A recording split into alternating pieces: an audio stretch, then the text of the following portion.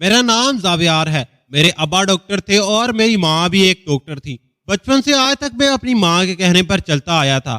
اماں کا شروع سے خواب تھا کہ میں ایک ڈاکٹر بنوں اور ان کے ہی راستے پر چلوں. میرا اپنا خواب فوج میں جانے کا تھا، لیکن اماں کے خواب کی تکمیل کرتے ہوئے میں ڈاکٹری کے شعبے میں نہ چاہتے ہوئے بھی چل پڑا. اماں نے شروع میں ایک بات سکھائی تھی بھی، عورت کی عزت میری اولین ترجیح رہے، پھر چاہے عورت امیر ہو یا غریب، پڑھی لکھی ہو یا ان پڑھ، میرا کام بس ان کی عزت کرنا اور ان سے عزت سے پیش آنا. اماں نے میری پڑھائی کے لیے بہت تنگ دستی کی تھی، جبکہ میرے والد چاہتے تھے کہ میں بزنس مین بنوں، جبکہ میری والدہ کا شوق تھا مجھے ڈاکٹر بنانے کا. ایک روز جب میں نے اپنے والد سے پوچھا کہ آپ لوگ مجھے اتنا اونچا کیوں بنانا چاہتے ہیں، میں نارمل ڈگری بھی کر لے سکتا ہوں، مقصد پڑھ لکھ کر اچھا کما بھی سکتا ہوں. لیکن والد کا جو جواب سن کر میری آنکھیں پھٹی کی پھٹی رہ گئی کہ ہماری خاندانی معیار نوکریاں نہیں پسند کرتا، کسی کے نوکر بننے سے بہتر ہے کہ تم ان پڑھ ہی رہو، اپنا کاروبار بنوا دیتے ہیں، اس کو چلاؤ. میرے والد کی سوچ کو دیکھ کر ایک بار مجھے شدید حیرت کا جھٹکا لگا. اور یہ بات حقیقت ہے کہ کچھ پڑھے لکھے بھی جاہل ہوتے ہیں، جن کا پڑھ لکھ کر بھی دماغ ساتویں آسمان تک پہنچ جاتا ہے. میری والدہ مجھے ڈاکٹر بنانے کا مقصد لوگوں کی بھلائی کرنا تھی، تاکہ میں لوگوں کی مشکل وقت میں ان کے کام آ سکوں. اور پھر جو گھر کے بڑے سکھاتے ہیں بچے بھی وہی سیکھتے ہیں. میری اماں نے میرا بہت زیادہ ساتھ دیا تھا. مجھے پڑھنے لکھنے کے لیے ابا کے ساتھ لگڑ جگڑ کر مجھے پاکستان سے باہر بھیج دیا. جب 5 سال باہر ملک رہ کر میں ان کے رنگ میں ڈنگ رہ گیا. علماء کی تمام نصیحتیں تقید پشت رہ گئی تھی اور میں بہت زیادہ آگے نکل آیا تھا. میری اماں سے ہر دوسرے دن بات ہوا کرتی تھی، لیکن جب وہ سمجھانے کی کوشش کرتی تو میں ان کی باتوں کو بدل دیتا اور ان کی باتوں کو نظر انداز کر دیتا. کبھی کبھی وقت کے ساتھ ساتھ ہم لوگ بدلتے نہیں تھے، اپنا آپ کھو دیتے ہیں. میرے ساتھ بھی ویسا ہی ہوا تھا. میں وقت کے رہتے ہی بدلا نہیں تھا، بلکہ اپنی شخصیت، اپنا وجود، اصل پہچان کھو چکا تھا. باہر کے ملک میں رہ کر وہاں کی رنگتوں میں رنگنے لگے. وہاں کی رنگتوں میں رنگ جانے کے اس بات کا باقی احساس ہی نہیں رہا تھا کہ جو سبق ماں نے بچپن میں پڑھایا تھا وہ کہیں بھی میں بھول چکا ہوں. وہ کتاب جو میری ماں نے میرے بچپن میں پڑھ کر سکھائی تھی وہ مجھ سے کہیں کھو گئی ہے. میرا ڈاکٹری مکمل ہوئی تو میری ماں نے مجھے واپس پاکستان آنے کو بولا، لیکن میرا ارادہ ابھی تک باہر رہنے کا تھا. اماں کی بہت خواہش تھی کہ میں پاکستان واپس آ کر اپنے ملک کی لوگوں کی خدمت کروں، لیکن میری سوچ اب میرے ابا جیسی ہو گئی تھی. لیکن اگر کوئی کام کرنا ہے تو بس پیسے کے لیے. باہر میرا اچھا کام چل رہا تھا، بے تحاشا پیسے بھی کمانے لگا تھا. کئی مریضوں کو دیکھتا لیکن کسی کو بچانے کی پرواہ نہیں ہوتی. اگر کوئی مر گیا تو مر گیا، اپنے پیسوں سے بمطلب باقی رہ گیا تھا. ایک روز رات کے وقت ایک مریض ہسپتال میں آئی. ہسپتال کی انتظامیہ نے فوراً طور پر مجھے فون کیا اور مجھے جلدی ہسپتال پہنچنے کا کہا. وہ خاندان کا اکلوتا وارث تھا، 7 بہنوں کا اکلوتا بھائی تھا، بوڑھی ماں کا اکلوتا بیٹا تھا. میں اس وقت نیند کے نشے میں دھن تھا. فون سننے کے بعد انتظامیہ سے بول دیا کہ میں ابھی نہیں آ سکتا، کسی اور کو بلا لو. جب میں اتنی اچھی تربیت ہونے کے بعد انکار کر سکتا تھا تو پھر وہاں کے لوگ تو ویسے ہی بہت بے ہوش تھے. اس رات جو ہوا میرے لیے ساری زندگی کا روگ بن گیا تھا. 7 بہنوں کا اکلوتا بھائی، بوڑھی ماں کا ایک اکلوتا بیٹا اس دنیا سے چل گیا تھا. اگر میں وقت پر پہنچ جاتا تو شاید وہ زندگی کے چند دن جی لیتا. اور موت بے شک اللہ تعالیٰ کے ہاتھ میں ہے، لیکن اللہ نے کوشش کرنے والوں کو ہی کامیابی دی ہے. اگلے روز جب ہسپتال میں قہرم مچا ہوا تھا، بہنیں ماں سمیت رو رہی تھی، تو مجھے حیرت کا جھٹکا لگا کہ کیا میرے لیے واقعی اتنی سستی تھی کہ یہ جان لڑکے کی اماں نے میری طرف دیکھا اور مجھے دیکھ کر میرے سر پر ہاتھ رکھ دیا، بہت سی دعائیں دی اور اپنے مردہ بیٹے کو لے کر وہاں سے چلی گئی. وہ اتنے سالوں میں پہلا وقت تھا جس نے مجھے اندر سے ہلا دیا تھا. مجھے اس وقت سے خوف محسوس ہوا تھا، لیکن اب کیا ہو سکتا تھا؟ اس عورت کی دعا میں شاید میرے لیے بد دعا چھپی ہوئی تھی. زندگی معمول پر چلنے لگی. ایک ہفتے بعد پھر سے اپنی زندگی میں مگن ہو گیا تھا. روز کئی مریض آتے، آدھے بچ جاتے، آدھے مر جاتے. میرے لیے تو جیسے حرام حلال کا مطلب ہی نہیں ختم ہو گیا تھا، جیسے اچھے برے کی تمیز ہی بھول گئی تھی. 1 مہینے بعد میرے ہیڈ نے مجھے آفس میں بلایا. جب میں نے دروازہ کھول کر دیکھا تو میری روح کام کی. میں نے اپنے ہیڈ کو آج تک اتنے غصے میں نہیں دیکھا تھا. میں ڈرتا ہوا اندر کی طرف داخل ہوا تو آنکھیں مزید پھٹی کی پھٹی رہ گئی جب سامنے ٹیبل پر پورا ہسپتال کا انتظامیہ بیٹھا کسی گہری سوچ میں گم تھا. مجھ سے سینئر ڈاکٹر بھی موجود تھے. میں حیرانگی سے سب کی طرف دیکھ رہا تھا. جب میرے ہیڈ نے ایک پیپر میری طرف بڑھا دیا، میں نے جیسے ہی پیپر پکڑ کر پڑھا، پیپر کو پڑھتے ہی میرے چہرے کے تمام رنگ اڑ گئے. مجھے اپنی بنیائی پر یقین نہیں آ رہا تھا. پیپرز کے مطابق مجھے ہسپتال سے نکال دیا گیا تھا اور اگر 1 ہفتے کے اندر اندر یہ ملک نہ چھوڑا تو مجھے پولیس کے حوالے کر دیا جاتا اور اس سے علاوہ مجھ سے بھاری بھرکم جرمانہ بھی وصول کیا جاتا۔ میں سب کو آنکھیں پھاڑ کر دیکھ رہا تھا، مجھے اس سب کی وجہ سمجھ نہیں آ رہی تھی۔ آسمے نے اپنے ہیڈ کی طرف سوالیہ نظروں سے دیکھا، جس پر اس نے مجھے بولا کہ میں ہسپتال میں نااہلی اور غیر ذمہ داری کا مظاہرہ کرتا ہوں، اور اس ملک اور اس ہسپتال کو میرے غیر ذمہ دار ڈاکٹر کی ضرورت نہیں ہے، جس کے نزدیک ایک انسان کی زندگی کی قیمت کوئی نہ ہو۔ میں نے بے یقینی سے سب کی طرف دیکھا۔ مجھے ایک ہفتے کے اندر اندر ملک چھوڑنا تھا، لیکن مجھے سمجھ نہیں آ رہی تھی کہ گھر واپس لوٹ کر سب کو کیا کہوں گا۔ پاکستان میں اماں ابا نے نام اور مقام پایا تھا، میں سب کچھ مٹی میں ملا چکا تھا۔ میرے کسی بھی احتجاج کا کوئی فائدہ نہیں تھا، الٹا سب بگڑتے جاتے تو مجھے ایک ہفتہ پورا ہونے سے پہلے اریسٹ کر لیا جاتا۔ میں پاکستان واپس نہیں آنا چاہتا تھا، لیکن اب مجھے اپنی ماں کی گود کی اشد ضرورت محسوس ہوئی تھی۔ میں 2 دن کے بعد ملک چھوڑا، اپنے ملک پاکستان آ گیا۔ اپنی سرزمین پر قدم رکھتے ہی ایک عجیب سا سکون ملا تھا۔ اپنے گاؤں پہنچتے ہی سب سے پہلے اپنی ماں سے ملا، جو بے یقینی سے میری طرف دیکھ رہی تھی۔ ان کو میرے پاکستان واپس آنے پر حیرانگی ہو رہی تھی کہ جو اپنی آنکھوں سے دیکھ رہی تھی وہ سچ ہے یا جھوٹ۔ میں اپنی ماں کے گلے لگ کر بے تحاشا رو رہا تھا۔ اماں وجہ پوچھتی رہی اور میں خاموش رہا۔ ہفتہ گزرا تو میں ایک کاغذ ہاتھ میں پکڑتے ہوئے میرے کمرے میں لے آئی۔ کاغذ میرے ہاتھ میں پکڑا دیا اور مجھے خاموش رہنے کو بولا۔ میں نے وہ کاغذ پڑھا تو اس میں لکھا تحریر پڑھ کر میری روح ہی کام کی، جس میں صاف الفاظ میں لکھا ہوا تھا کہ میں دنیا کے کسی بھی ملک میں جا کر اپنی ڈاکٹری کا علاج نہیں کر سکتا۔ مجھے سمجھ نہیں آ رہی تھی کہ یہ میرے ساتھ کیا ہو رہا ہے۔ میرے 5 سال کی محنت ضائع ہو گئی تھی، میری اتنی بھاگ دوڑ ضائع ہو گئی تی۔ ماں نے مجھ سے پوچھا کہ یہ سب کیا ہے، تو میں نے ان کو ایک ایک الفاظ سچ سچ بیان کیا تھا۔ میری اماں نے سر افسوس سے ہاتھوں میں تھما لیا تو مجھے اپنے کیے پر مزید شرمندگی ہونے لگی۔ اس بوڑھی ماں کا رکھا گیا ہاتھ سر پر یاد آیا تھا۔ اللہ تو دل کے راز جانتا ہے، تو پھر اس کے ساتھ کیسے ناانصافی ہو سکتی تھی؟ اور اب رب خاموشی کو تو بہت قریب سے سنتا ہے، تو پھر اس بوڑھی ماں کی فریاد کیسے نہ سنتا؟ میرا مستقبل تباہ برباد ہو چکا تھا۔ میں سارا دن گھر پر بیٹھا رہتا۔ ابا کئی بار کہتے کہ اٹھ کر ہسپتال جاؤ، لیکن کیسے جاتا؟ کئی دن باتیں کرتا رہا، لیکن یہ بہانہ بھی کب تک چل سکتے تھے؟ ایک روز ابا نے مجھے اپنے کمرے میں بلوایا اور وہی کاغذ پر میرے سامنے کر دیا جو اماں کے پاس تھا۔ میری حیرت کی انتہا نہ رہی تھی۔ وہ کاغذ ابا کے ہاتھ میں دیکھ کر مجھے اماں سے عجیب سی نفرت محسوس ہوئی کہ انہوں نے ہی ابا کو کاغذ دکھایا تھا، جبکہ اماں اس وقت کمرے میں موجود نہ تھی۔ یہ کہنا بہتر ہوگا کہ پہلی بار میرا عورت ذات سے دل اٹھ چکا تھا۔ میری ابا نے میری بہت بے عزتی کی، مجھے بہت برا بھلا کہا، اور میں اس سوچ میں تھا کہ پیسہ ہر حال میں کمانا ہے۔ یہ بات بھی ابا نے ہی سکھائی تھی مجھے، لیکن اب وہ اپنی سکھائی ہوئی بات سے مکر رہے تھے۔ کچھ مہینے گزرے تو ابا نے مجھے نکارا کہہ کر گھر سے نکال دیا۔ اماں بہت روئی، لیکن میں کسی صورت ابا سے وہاں نہیں رکنا چاہتا تھا۔ میں سب کو چھوڑ کر احتیاط کے طور پر اپنی تمام ڈگریاں اٹھا کر دوسرے شہر آ گیا۔ وہاں میرا ایک دوست تھا جس سے میرا رابطہ بہت عرصے سے تھا۔ میرا وہ دوست میرے سب سے اچھا دوست تھا۔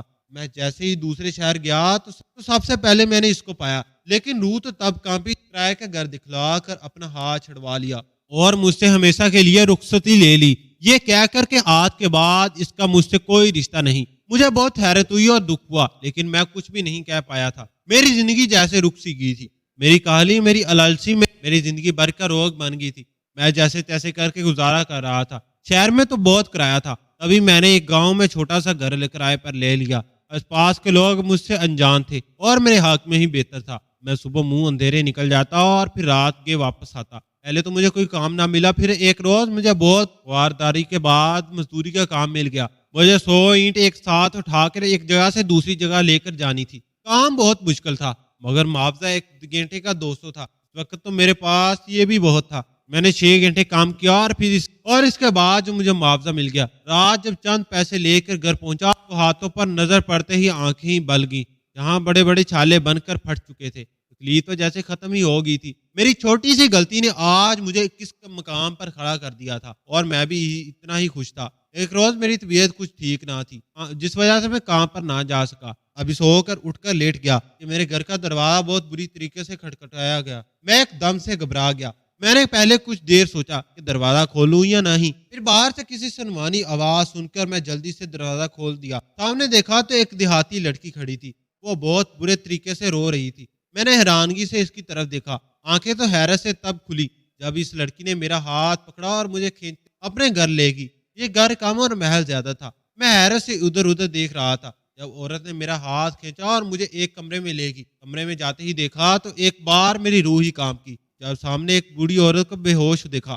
وہ لڑکی کچھ اشاروں میں بتا رہی تھی لیکن مجھے اس کے اشاروں کی سمجھ نہ آئی۔ میں نے خود سے ہی اس بوڑھی عورت کو اٹھا کر بیڈ پر لٹایا اور اس کی نبض چیک کی جو بہت ہلکی چل رہی تھی۔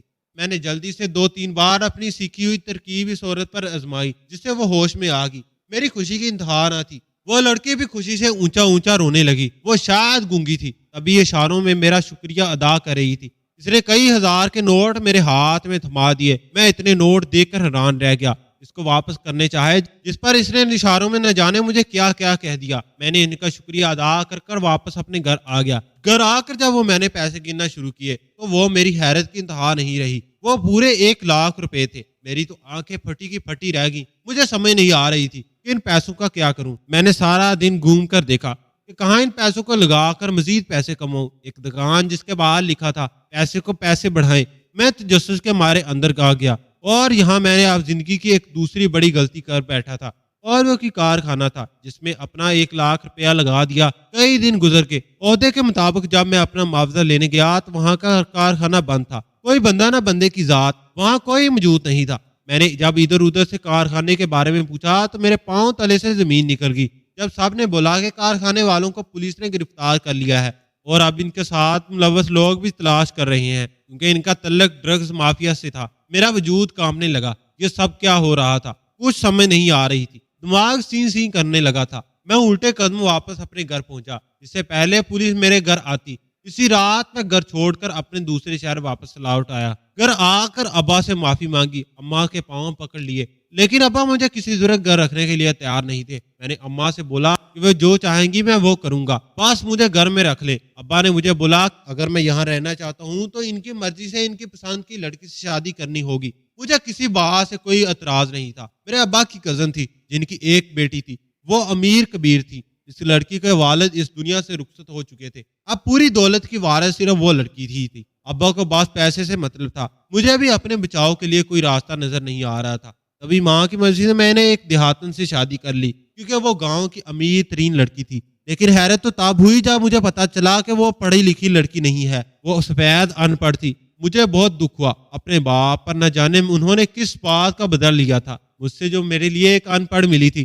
آدھی سے جائیداد میرے نام کر دی گئی تھی لیکن اس وقت میرا دکھ کسی طور پر بھی کم نہیں ہو رہا تھا کہ میں ایک ڈاکٹر تھا اور میری بیوی کو پڑھنا بھی نہیں آتا تھا۔ میں اگلے روز اماں سے بہت جھگڑا کیا، ان سے پوچھا کہ انہوں نے کس بات کا بدلہ لیا ہے مجھ سے۔ میں ان کی اکلوتی اولاد تھی، پھر بھی انہوں نے ایک ان پڑھ کے ساتھ مجھے باندھ دیا۔ میری ماں میری بات پر کافی حیران ہوئی، شاید وہ میرے لہجے پر حیران تھی۔ ابھی میں غصے سے چیخ رہا تھا کہ میرے پیچھے نہ جانے کب ابا آ کر کھڑے ہو گئے اور میرے چہرے پر کھینچ کر تھپڑ لگایا اور مجھے اپنے کمرے میں جانے کے لیے بولا۔ میں غصے میں کمرے میں آیا لیکن میری غیرت تم جیسی گوار لڑکی کو اپنا لیا ہے۔ کہاں میں ڈاکٹر اور کہاں تم ان پڑھ جاہل گوار۔ وہ بس مجھے آنکھیں پھاڑتے دیکھ رہی تھی اور پھر ہلکا سا مسکرا دی۔ جب اس نے بات کی تو اس کی بات کرنے کا انداز بالکل گوار لڑکی جیسا تھا۔ مجھے اس پر بہت زیادہ ہنسی آئی جو میں چھپائے بغیر اس کو ظاہر کر دی۔ میں اس کو دن بھر اکیلے میں بے عزت کرتا رہا لیکن وہ ہمیشہ مسکرا دیتی۔ ایک بات جو مجھے ہمیشہ حیران کرتی رہی وہ یہ کہ وہ ہر وقت میری خدمت میں لگی رہتی۔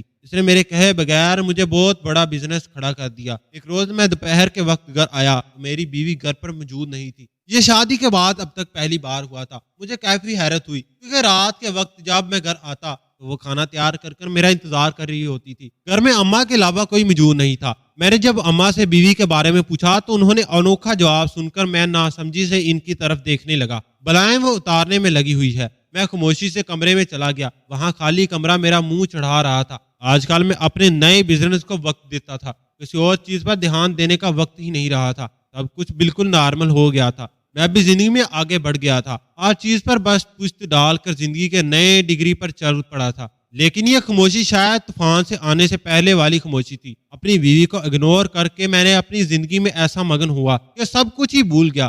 میری بیوی دن بھر کے کام کرتی اور رات جب میں گھر آتا تو وہ مجھے کھانا دے کر سوتی۔ میں کافی حیران ہوتا کہ یہ اتنی جلدی کیوں سو جاتی ہے۔ میں کئی دن سے نوٹ کر رہا تھا۔ ایک رات میں گھر لیٹ آیا تو میری بیوی گھر نہیں تھی، اماں بس جاگ رہی تھی۔ جب میں نے ان کے ساتھ بیوی کے بارے میں سوال کیا تو اماں نے بتایا کہ وہ کچھ دن کے لیے اپنے میکے گئی ہے۔ میری ذات پر کوئی فرق نہ پڑا کیونکہ وہ جب گھر موجود ہوتی تھی تب ہم دونوں میں کچھ خاص باتیں نہیں ہوتی تھی، وہ زیادہ تر خاموش ہی رہتی تھی۔ ابھی میری بیوی گھر نہ لوٹی تھی جب ایک دن میری فیس بک پر ایک پڑھی لکھی لڑکی سے دوستی ہوگی، ہیلو ہائے ایک بات کی ابتدا ہوئی اور پھر ہم رات بھر جاگ کر باتیں کرتے۔ ابھی تو سب ٹھیک تھا کیونکہ میری بیوی گھر پر موجود نہیں تھی۔ میں نے اپنی ان پڑھ بیوی کے بارے میں اس لڑکی سے بات چیت ہوتی رہی تھی۔ میری بیوی پورے ایک ہفتے کے بعد گھر واپس لوٹی تو اس کے انداز کچھ بدلے تھے۔ میں نے زیادہ دھیان نہ دیا تھا، میں اس لڑکی سے مسلسل بات کرتا رہا اور میری بیوی کمبل سر تک تان کر سوئی رہتی۔ رات بھر میں بیوی کی طرح نہ دیکھتا اور اس لڑکی سے انگریزی میں بات کرتا رہتا۔ میں اس لڑکی سے انگریزی میں باتیں کرتا تاکہ میری بیوی کو شک نہ ہو۔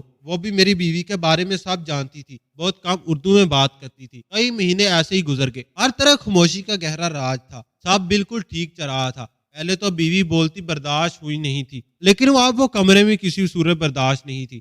مجھے احساس ہی نہ ہوا کہ میں کب اتنا بدل گیا ہوں۔ اچھا وقت آ جائے گا تو اپنا برا وقت کبھی نہ بولو۔ اب میرا اپنا بزنس تھا۔ یہ ان دنوں کی بات ہے جب ایک دن میں نے دوسری شادی کا فیصلہ کیا، اور شادی بھی فیس بک والی سے اس لڑکی سے شادی کا فیصلہ کیا۔ میں نے اس لڑکی سے بے تہا محبت کا اظہار کیا۔ ایک بات جو مجھے بہت پریشان کرتی تھی کہ میں نے جتنی بار فیس بک والی لڑکی سے اس کی تصویر مانگی تو وہ ہمیشہ کوئی بہانہ بنا دیتی یا پھر ناراض ہو جاتی۔ اس کی ناراضگی سے اس سے تصویر مانگنا ہی چھوڑ دیا۔ جب میں نے اس سے شادی کا اظہار کیا تو اس کی بات سن کر میرے رونگٹے کھڑے ہو گئے۔ جب اس نے کہا کہ مجھ سے شادی کرنے سے پہلے تمہیں اپنی بیوی کو مارنا ہوگا، میں حیران تھا کہ وہ مارنے کا کیوں کہہ رہی ہے۔ میں نے اس کو بلہانے کی کوشش کی اور اس کو اس بات کا یقین دلایا کہ اس سے شادی سے پہلے میں اپنی بیوی کو طلاق تجسس کی بات تھی۔ میں نے حیرت و تجسس کی ملی جلی کیفیت میں کال اٹھائی تو میری جان ہی نکل گئی جب سامنے کوئی اور نہیں میری بیوی تھی اور میری ہی بیوی کے بات پہنچ رہی تھی۔ میری آنکھیں پھٹی کی پھٹی رہ گئی جب میری بیوی نے اپنے اوپر سے کمبل ہٹایا اور پھر میرے ساتھ انگریزی میں باتیں کرنے لگی۔ میرے منہ پر کف لگ چکا تھا، میرے پاس الفاظ نہ تھے بولنے کے لیے۔ میری بیوی کی آنکھیں بھری ہوئی تھی اور وہ دم سے میری جانب دیکھتی جا رہی تھی۔ مجھے اپنی آنکھوں پر یقین نہیں آ رہا تھا، دل زور زور سے دھڑک رہا تھا، چہرے پر پسینہ پانی کی طرح نچڑ رہا تھا، میرا پورا جسم وجود زلزلاؤں کی طرح زور میں تھم تھا۔ مجھے سمجھ نہیں آ رہی تھی کہ میں اپنی صفائی میں کیا بولوں۔ اس نے بھی کچھ نہیں کہا اور بس خاموشی سے کمرے سے نکل گئی۔ مجھے اس بات کی فکر لگ گئی تھی کہ اب وہ ابا اماں کو کچھ نہ بتا دے، اور شرمندگی الگ سے تھی۔ اگلی صبح بہت عجیب تھی، سب اپنے اپنے کاموں میں مگن تھے اور گھر پر کوئی موجود نہیں تھا، بس میری بیوی تھی۔ بہت سی باتیں تھی جو سلجھانے والی تھی۔ اگر فیس بک والی لڑکی میری بیوی ہی تھی تو کیسے اس نے اتنی انگلش سیکھ لی اور کہاں سے؟ وہ تو ان پڑھ دیہاتی عورت تھی۔ دماغ سی کر رہا تھا، سمجھنے کی صلاحیت ختم ہوتی جا رہی تھی۔ شام کے وقت میری بیوی گھر لوٹ کر آئی تو میں نے اس سے کئی سوال کیا، میں نے اس کے کئی سوال ایک ساتھ پوچھ ڈالے۔ اس نے میری طرف دیکھا، اس کا چہرہ اس وقت بالکل سپاٹ تھا، کوئی رمق نظر نہیں آ رہی تھی۔ مجھے اسے دیکھنے سے خوف محسوس ہوا تھا۔ انسان کی عقل اس وقت بالکل بند ہو جاتی ہے جب کوئی اپنے پیار میں اندھا کر دے۔ کئی دن گزر گئے لیکن میرے سوالات کے جوابات مجھے نہ ملے۔ اب میری بیوی بے جھلک گھر سے باہر چلی جاتی۔ مجھے تجسس ہوا کہ آخر یہ جاتی کہاں ہے۔ ایک روز صبح سویرے میں نے اپنے سونے کا ناٹک کیا اور اس کے جانے کا انتظار کرنے لگا۔ وہ جیسے ہی گھر سے باہر نکل میں بھی اس کے پیچھے نکل پڑا۔ پورا راستہ اس کا پیچھا کرتا رہ گیا لیکن پیروں تلے سے زمین نکل گئی جب میری بیوی ایک سنسان بیانات راستے ایک کنہاڑ نما عمارت میں گھس گئی جہاں عمارت کا کچھ کام چل رہا تھا۔ میں بھی چپکے سے اس کا پیچھا کرتا عمارت میں گھس گیا۔ وہاں جا کر میری آنکھیں پھٹی کی پھٹی رہ گئی جب میری بیوی 3-4 آدمیوں کے ساتھ مل کر کچھ باتیں کر رہی تھی۔ مجھے حیرت کا شدید جھٹکا لگا اور تجسس مزید بڑھ گیا کہ میری بیوی آخر ان مردوں سے کیا باتیں کر رہی ہے۔ میری بیوی نے 1-2 بار پیچھے مڑ کر دیکھا لیکن میں اس کی نظر سے بچ کر واپس گھر لوٹ آیا۔ میری بیوی راز سختی سے سب کو منع کر دیا کہ وہ کوئی مجھے سچ نہیں بتائے گا۔ میری ماں نے زندگی میں پہلی بار مجھ پر ہاتھ اٹھایا تھا اور مجھ پر برا بھلا کہا تھا۔ اس سے پہلے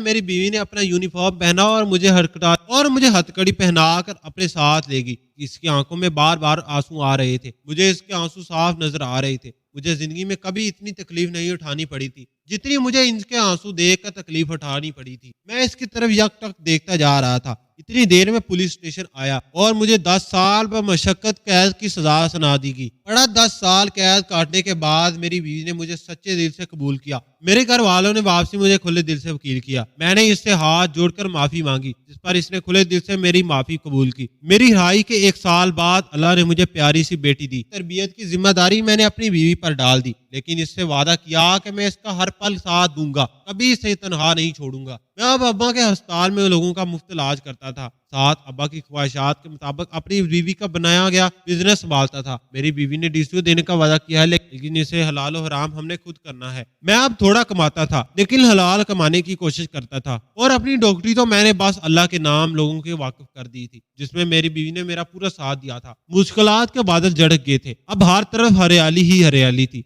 हर तरफ बहार थी, जिसमें मैंने अपनी और मेरी बीवी के खूबसूरत फूल चुन लिए थे। जिंदगी का असल मकसद तो अब जाकर समझ आया था, और खुशहाल जिंदगी कैसे गुजारी जाती है इसका भी अंदाजा अब हुआ था। यह बात हकीकत है कि एक पढ़ी लिखी औरत ही एक बेहतरीन माशरा बनाती है। मेरा घर, मेरी जिंदगी और मेरी बेहतरीन नस्ल भी मेरी पढ़ी लिखी बीवी ने बनाई थी। एक मर्द पढ़ा लिखा होकर जाहिल निकल आए तो माशरा खराब होता है, लेकिन अगर एक औरत पढ़ी लिखी होकर जाहिल बन गई तो माशरा तो फिर बर्बाद ही हो जाएगा। नाज़रीन, आपको आज की ये कहानी कैसी लगी? कमेंट बॉक्स में अपनी कीमती राय का इज़हार जरूर कीजिएगा। वीडियो पसंद आई हो तो वीडियो को लाइक शेयर करें और दूसरों के साथ जरूर शेयर करें। मजीद इस तरह की सबक-आमूज़ कहानी और वाक़यात सुनने के लिए हमारे चैनल हमाद वाइस को सब्सक्राइब जरूर करें। शुक्रिया। खुदा हाफिज़।